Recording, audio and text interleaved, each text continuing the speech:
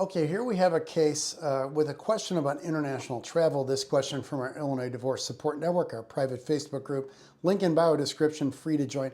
By the way, I'm Rayford Dalton Palmer, best-selling author and managing partner of STG Divorce Law in Chicago and supporting the suburban area in Chicagoland.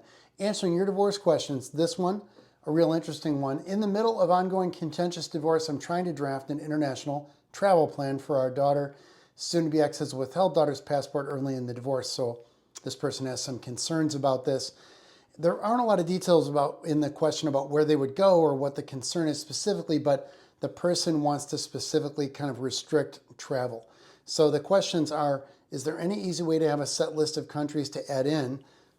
I can say not really. You're just going to have to specify the countries. I mean, the question is here, if your spouse doesn't agree to this, your soon-to-be ex, you're going to end up on a motion in court on this stuff.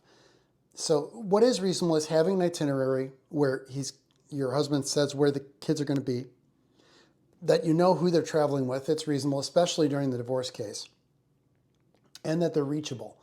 It's not going to be reasonable for you to be calling them all the time, but it is reasonable for you to be aware of where they're going and what their plan is to return.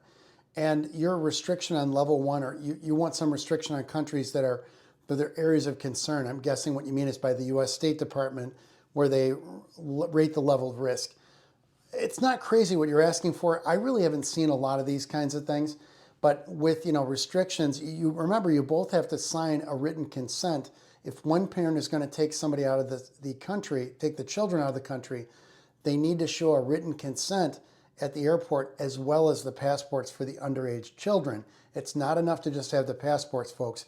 You need a written consent for travel, signed by both parents. It doesn't have to be a magical form. It can be, but it needs to be clearly written consent to travel, and it should state the place where they're going.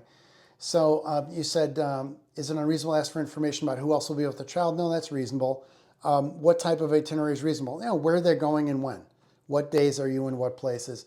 Is it unreasonable to ask traveling parent to obtain international phone coverage? No, they should be reachable. That makes sense, in case there's an emergency. So those were reasonable questions. I hope that helps. Please keep the questions coming. Thanks a lot. My name is Rayford Palmer.